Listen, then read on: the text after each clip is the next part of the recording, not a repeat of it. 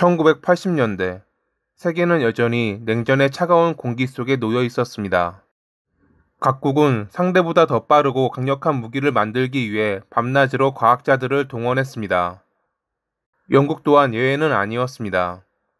그 중심에는 마르코니 전자 시스템이라는 거대 방위산업 기업이 있었습니다. 이 회사는 컴퓨터 과학, 레이더 기술, 위성 항법 시스템 등 국가 최첨단 비밀 프로젝트를 도맡고 있었죠. 그런데 1982년부터 1990년까지 마르코니와 관련 있던 과학자와 엔지니어들이 하나 둘씩 죽음을 맞이했습니다. 교통사고, 투신, 총격, 감전, 일산화탄소 중독 등 사인은 다양했지만 그들의 죽음에는 무언가 이상한 점들이 많았습니다.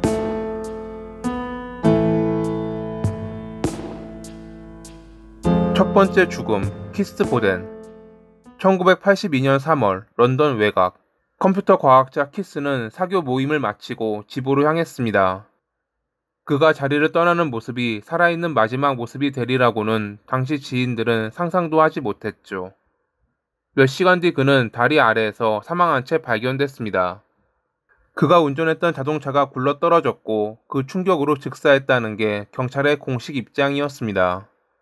하지만 음주운전으로 인한 사고라는 경찰의 발표를 유족과 지인들은 절대 믿지 않았습니다. 그날 함께 있던 동료들은 말했습니다. 그는 술을 마시지 않았습니다. 단 한 잔도요. 그리고 변호사가 독자적으로 사고 차량을 조사했을 때 충격적인 사실이 드러났습니다. 항상 새 것처럼 관리하던 그의 차량 타이어가 사고 당시에는 낡고 달아빠진 것으로 교체돼 있었던 겁니다. 누군가 일부러 바꿔치기 했다. 그의 가족은 그렇게 확신했습니다. 키스는 영국 방위산업의 핵심 기업 마르코니의 계약 과학자로 국가 전략무기 프로젝트에 참여하던 인물이었습니다. 이 때문에 그가 비밀 프로젝트와 관련된 일로 살해된 것은 아니냐는 말이 나왔죠. 그의 죽음은 결국 음주운전 사고로 종결됐지만 이 사건은 시작에 불과했습니다. 이어지는 죽음, 로저 힐과 조너선 워시. 1985년 레이더 설계를 담당하던 로저는 자택에서 스스로 목숨을 끊었습니다. 같은 해 또 다른 과학자 조너선이 호텔 창문에서 떨어졌고 그의 죽음은 우발적 사고로 처리되었습니다. 처음에 이 두 사건은 크게 주목받지 못했습니다. 하지만 이들이 마르코니 및 관련 업체의 과학자였다는 사실이 밝혀지며 그들의 죽음에 관한 여러 이야기가 나왔죠. 그럼에도 경찰은 그저 음모론으로 치부하며 타살의 정황이 없다는 이유로 사건을 마무리했습니다. 젊은 천재의 의문사, 비말 다지바이. 인도계 이민 가정에서 태어나 누구보다 성실하게 공부했던 비말은 마르코니의 핵심 프로젝트에 참여할 기회를 얻었던 24살의 젊은 과학자였습니다.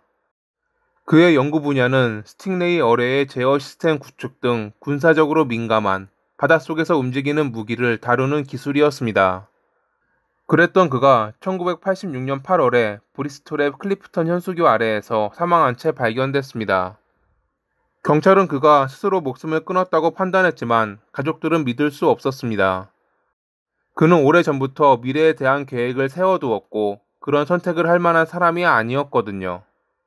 발견 당시 그의 바지는 약간 흘러내린 상태였고 허벅지에는 주사 자국처럼 보이는 흔적이 있었습니다. 당시 현장에 있던 검시관은 훗날 법정에서 다음과 같이 말했습니다. 나는 수백 건의 부검을 해왔습니다. 그러나 이 사건은 설명할 수 없습니다. 그때도 미스터리였고 지금도 여전히 미스터리입니다. 섬뜩한 죽음, 아르샤드 샤리프. 그로부터 불과 2달 뒤 아르샤드라는 과학자가 죽음을 맞이했는데 그의 죽음 방식은 정말 특이했습니다.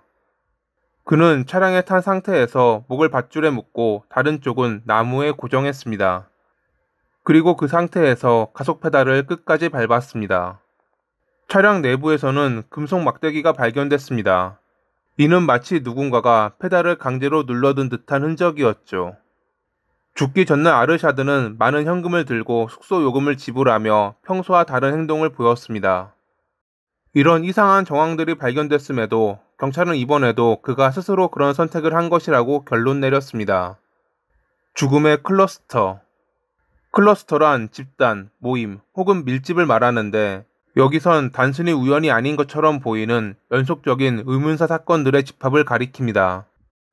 1987년과 1988년에 일어난 의문의 죽음에 대해 언론에선 이를 죽음의 클러스터라 불렀습니다.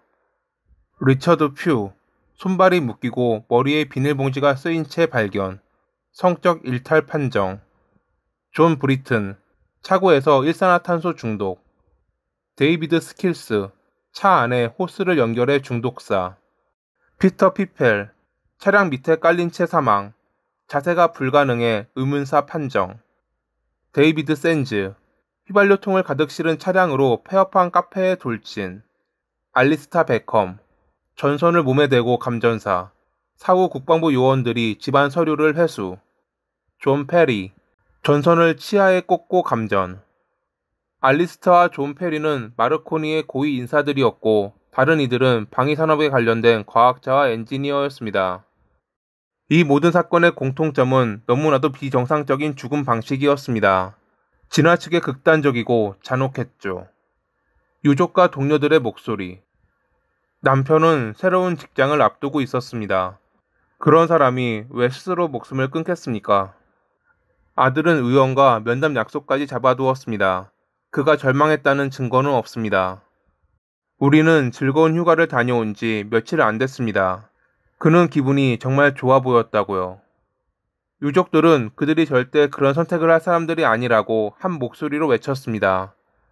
그러나 경찰, 정부는 묵묵부답이었죠. 노동조합 지도자들과 일부 국회의원들은 통계적으로 불가능하다, 반드시 조사가 필요하다라고 주장했습니다. 하지만 정부는 이를 단호히 거부했습니다. 방위산업은 극심한 스트레스 환경이다. 남성 과학자들이 그런 선택을 하는 것은 흔하다. 특별한 것은 없다. 정신의학자 콜린 프리차드 교수는 사건을 면밀히 검토했습니다. 이들의 죽음은 정상적인 패턴과 맞지 않습니다. 극단적이고 기괴한 방식은 일반적인 사례에서는 거의 찾아볼 수 없습니다. 게다가 대부분은 죽기 직전까지 정상적인 사회생활을 했습니다. 그는 그들의 죽음이 단순한 죽음이 아니라고 결론 내렸지만 이를 뒷받침할 만한 증거는 따로 발견되지 않았습니다. 첩보 전문가들은 이 사건이 배후에 누군가 있다고 말합니다. 스파이 세계에서는 흔한 수법입니다. 상대방을 제거한 뒤 성적 일탈 사고처럼 꾸며놓는 것이죠. 그렇게 하면 진실은 은폐되고 피해자의 명예는 실추됩니다. 그리고 수사 의지는 약해집니다. 한 전문가는 그들이 개인이 아닌 단체에 의해 살해됐고 일부러 이런 방식을 택해 위압감을 조성하고 경고의 의미를 두는 것이라고 주장했습니다. 당시 방위산업에 관련된 과학자와 엔지니어들의 이상한 죽음은 단지 영국만의 문제가 아니었습니다. 1986년 서독 뮌헨 칼 하인츠 베쿠르츠 차량 폭탄으로 사망. 같은 해 게롤트 폰 브라우무을 피스부로 사망. 스웨덴과 이탈리아에서도 유사한 사건 발생. 이 모든 인물은 미국의 SDI와 관련된 사람들이었습니다. SDI, 전략방위구상, 일명 스타워즈 프로젝트는 소련의 핵 공격을 무력화시킬 수 있는 방어 프로젝트였습니다. 만약 성공한다면 당시 소련의 전력적 우위는 무너질 수밖에 없는 상황이었죠. 따라서 스타워즈 프로젝트의 완성을 늦추기 위해 관련 과학자들을 겨냥했을 가능성은 충분했습니다. 실제로 첩보 세계에서는 적국 과학자 제거가 흔히 쓰이는 전술이었으니깐요. KGB, 미영 정보기관 개입, 기업 스파이, 범죄 조직 등 여러 음모론이 나왔지만 조직적 암살이 확인되었다는 신뢰할 만한 공식 문서는 발견되지 않았습니다. 우연일 뿐이라는 정부의 주장, 음모라고 믿는 유족과 전문가들. 그 사이에서 진실은 여전히 베일에 가려져 있습니다. 그들이 죽지 않았다면 세계의 역사는 달라졌을까요? 그리고 우리는 언젠가 진실을 알게 될 수 있을까요? 마르코니 과학자들의 연이은 죽음은 오늘날까지도 미스터리로 남아 있습니다. 오늘의 이야기는 여기까지입니다. 항상 봐주셔서 감사합니다.